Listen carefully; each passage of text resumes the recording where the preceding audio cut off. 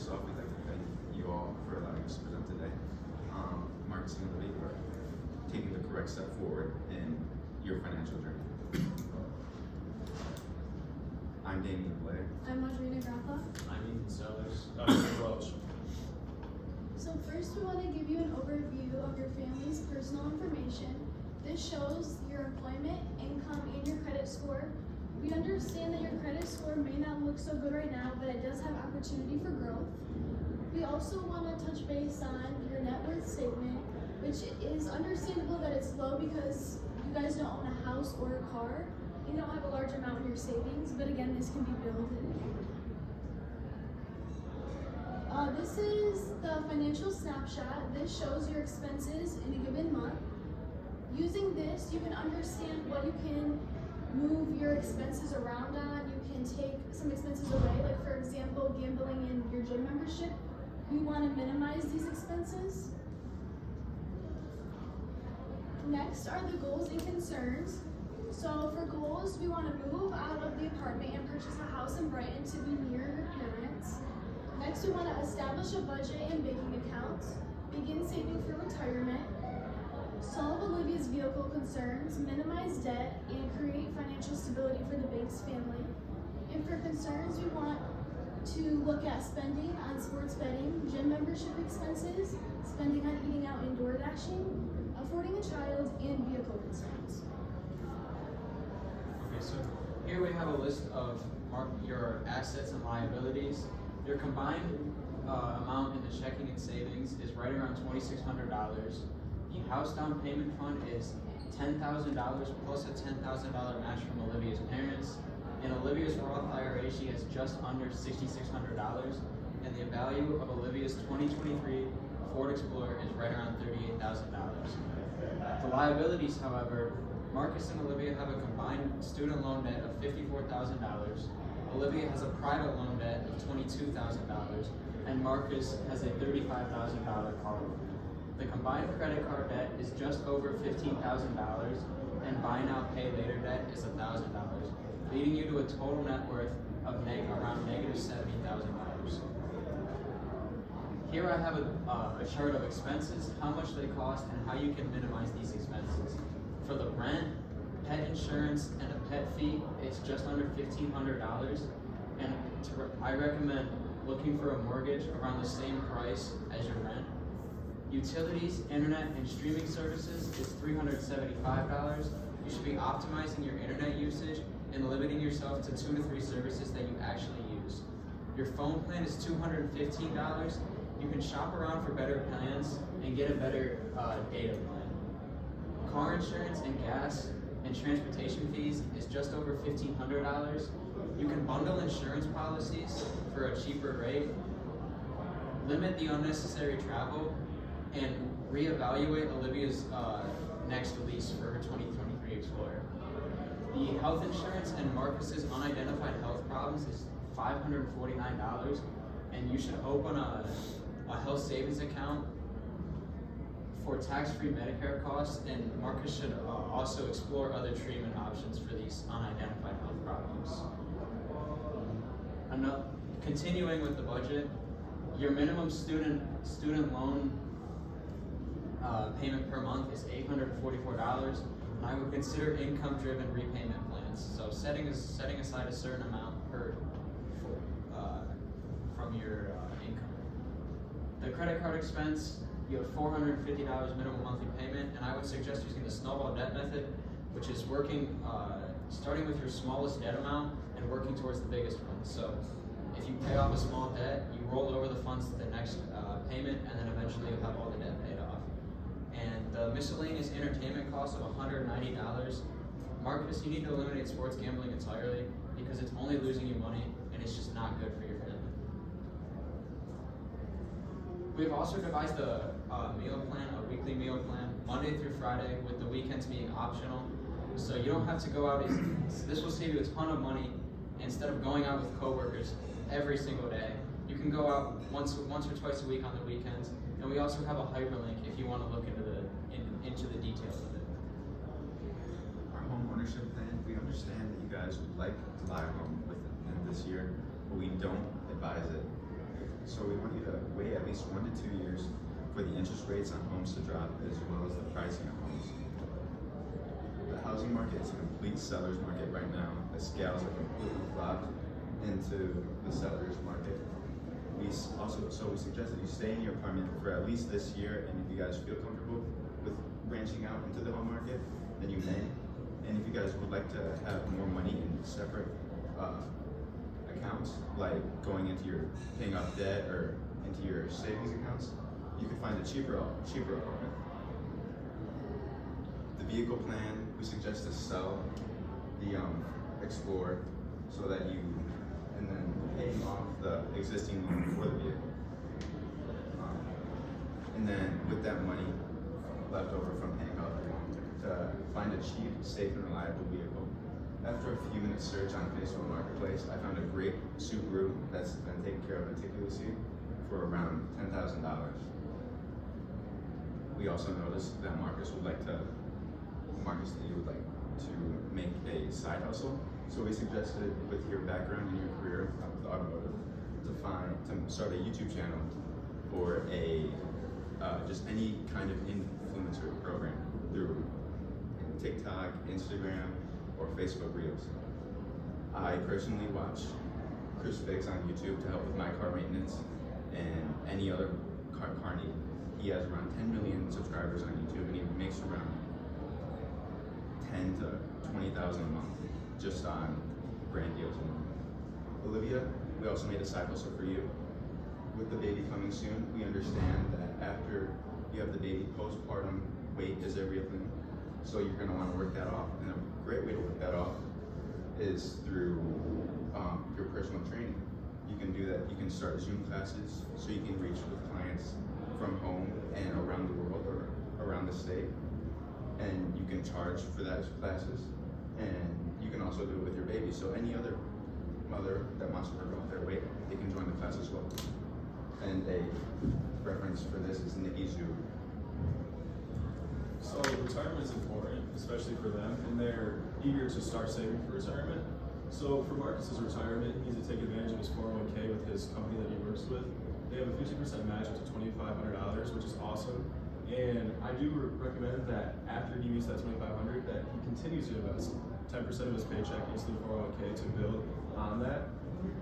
I also recommend that he sets up automatic transfers so that he doesn't have to manually do it, and he might find a burden in doing that, or he might forget. So it's easier to have automatic payments where it comes directly out of your paycheck. And I also recommend that he starts a Roth IRA for himself, even if it's not the maximum contribution, because with compound interest, every amount counts. And this is Marcus's return on investment. So we're saying that if you guys retire at 60 years old, which this does not include his 401k, that you guys will have $656,778 from the Roth IRA if you invest $4,500 with a yearly return of 8%, and $4,500 is only half of the yearly max contribution limit. So even if you invest half, you're still going to have a return of $656,000. And for Olivia, your retirement plan, we know that you currently have a Roth IRA through Fidelity, and you have $6,575 in that account, which is amazing that you already have the account, because that can avoid the risk or scared, because some people feel as if it's intimidating to start a Roth IRA. So I do recommend that you start investing in the Roth IRA again and diversifying your portfolio in multiple ETFs like VOO, QQQ, BTI, and multiple, where they're just historically positive returns. And then having that diversified portfolio will allow you to reduce risks while investing in the future. And hitting the max contribution limit of $7,000 per year is very achievable for you, Olivia, because you make around $50,000 currently per year. So if you set aside that amount, that's awesome. And here is Olivia's return on investment. If you also retire at 60, you will have $1 million in your retirement if you hit the $7,000 a year, and that's with an 8% yearly return. And $1 million a year once you retire is awesome, and then once you hit 59 and a half, you can take it out tax-free and start taking your money out as you need. And for Marcus and Olivia, your combined retirement at age 60 will be $1,687,931, which this does not include Marcus, your 401k. So that you guys currently spend around $84,000 a year with your current lifestyle. So to use that $84,000 a year, this will last you 20 years. But typically for individuals who are retired, they spend much less money. So if you spend $56,000 a year, it will last you 30 years instead, which that's 90 years old. And one thing that I do want to mention is your guys' credit cards. You currently have very premium credit cards that have annual fees, which are unnecessary where you're at in life. So Olivia, you have the Delta Sky Miles Platinum American Express card, which has a $350 annual fee and unnecessary travel benefits because you guys are about to have a child and it doesn't seem like you guys currently have the funds to travel. So I recommend you that you guys call American Express and try to downgrade to the American Express Blue Cash Everyday card, which is much more practical for your needs and it has no annual fee. And some of the benefits are 3% cash back on gas, 3% cash back on online purchases, and 1% cash back on all purchases. And then Marcus, you also have a pretty premium card also. It's through Chase, and it's a Chase Sapphire Preferred, which has a $95 annual fee, and also has unnecessary travel benefits, which all these premium cards are amazing. But for their lifestyle, it doesn't seem like that you guys travel as much as you may want. So I also recommend that you downgrade to the Chase Freedom Unlimited, which has a no annual fee, and some benefits are 1.5% cash back on all purchases, 3% cash back on dining and drugstores, and 5% cash back on travel purchases through Chase. And then lastly, I'd like to reiterate that you guys need to start an emergency fund. And typically an emergency fund is 3 months worth of your monthly expenses. So that would be about $6,000. And we recommend that you keep your emergency fund in a high yield savings account so you guys can still return about 46% each year. And so for the $150 that Marcus, you currently are gambling, that is a perfect amount monthly to put in your high yield savings account. And also, a baby shower is an amazing option for you guys. You guys are expecting a child. So just bringing together your friends and family at your parents' house so you save money on halls, you don't have to pay for the unnecessary fees of going somewhere else. And it seems like your parents are very supportive, which is amazing. So this will allow you guys to receive support from your family and all of that. And then for insurance, we recommend Olivia that you do get life insurance. You currently don't have it. And God forbid anything happens through labor, life insurance is very important. And then we also recommend that Marcus and Olivia that you get on the same insurance plan because you guys will get a better rate. And then just to reiterate on opening an HSA account to put funds towards the deductible because you guys' deductible is currently $5,000, which is high. It's a $350 a month payment. And this will cover future medical expenses. And then Marcus, I also recommend that you diagnose your current medical issue because you're putting $299 a month towards this unknown problem that you are paying for and taking medications for. So I feel like we need to really find out what that is, and it could save you $299 a month. And I love the idea of starting to save for your child before the child's even born. That's an amazing idea. So for saving for your child's college, you need to start a 529 plan, which is a tax advantage savings plan specifically for education costs. And you need a set of automatic transfers to contribute $200 a month, which is also going to help because it's mindless. You won't even think about the money. You might see it coming out, but you understand that the $200 is going to impact your child at 18 years old and where tuition costs are currently. This money will truly help your child and if you have the best interest for your child. Thanks, guys. Thank you. Lot to do, right? Yeah. Had a whole bunch of stuff. Oh boy. So, all right. Yeah. Well, we got just a few wrap-up questions for you before we let you go. So, yeah. Check our notes. Let's see. Can you guys flip back a couple slides for me? To which one exactly? I guess more of the. Sorry, you can probably just go to the summary one. Okay. Back. Yeah. The Yeah, this one. Okay. Yeah. All right. So in my Roth or in our Roth IRA, we're currently invested, in a fund that invests in municipal bonds, and I kind of liked it because there's not a lot. When the market's down, my money I'm not losing money, and I was told that municipal bonds provide tax-free income. So Why would I want to change that investment? Well, you don't necessarily have to change the investment. I think that diversifying your investment is awesome. So if you stay in municipal bonds and you also go towards ETFs also, and you put it towards your Roth IRA, you can invest in multiple things, and that's where diversifying your portfolio is awesome, because if once one ETF goes down, which is multiple companies, hundreds of companies in one, then it's not going to tank your portfolio, because you have so many invested things that one bad company like if NVIDIA were to drop 10%, your S&P 500 or your QQQ is not going to drop because it's only about 7% of that ETF. So I think that investing in municipal bonds and ETFs is an awesome option, because you're going to be diversified through all sorts of different investment options. So You talked about retiring at 60. I mean, you know, you think about you can't get Medicare or Social Security at that age. So would I really want to plan for 60, or should I work longer? I can take this one. I think with the amount of money that you have invested in your ETFs and your Roth IRA, with the $1.6 million, so I believe you can start collecting Social Security at 69 and a half. So the $1.6 million should last you until 69 and a half, when you can start collecting Social Security.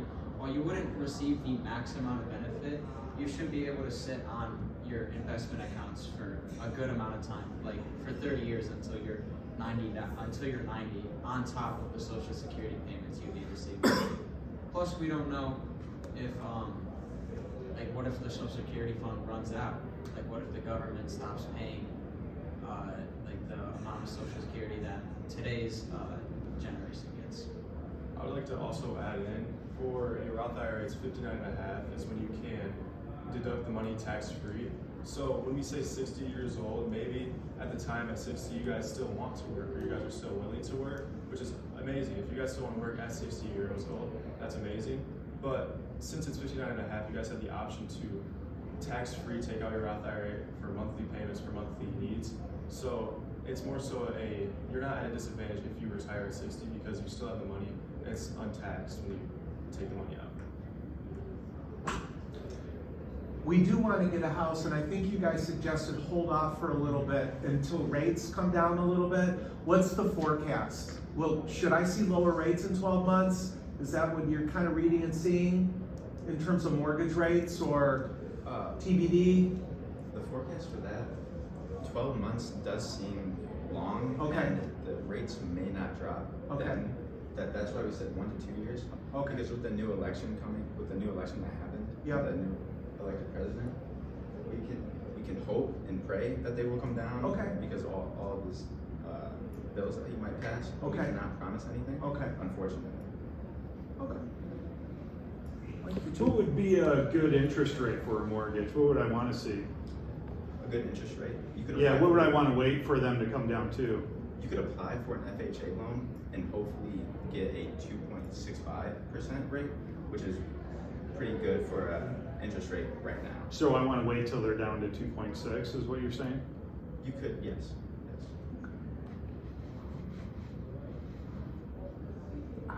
I'm good. On my questions, Mike, do you think you can No, follow up just on? one comment. Yeah. As someone with a 2-year-old, you probably never want to tell the mother right after they gave birth that they need to lose weight. But I like that idea. I like the idea, but you probably don't want to say, since you gained a lot of weight in pregnancy. That's right. No, that's You okay. call it recovery, and you call it healthy Yeah. storage. Yeah. Well, since Yeah. she's got a background in physical fitness. No, I know, I'm just giving you a hard Yeah. time. It's not a big deal. Excellent idea. Yeah, it's a good idea though, sorry. No, it's okay. Yeah, your slides, you guys, on it, very visually, very appealing. Yes. It's easy to see. Some of the graphics were nice. It helps the audience hone in on your message. So well done, you guys. Good stuff. Take your stuff.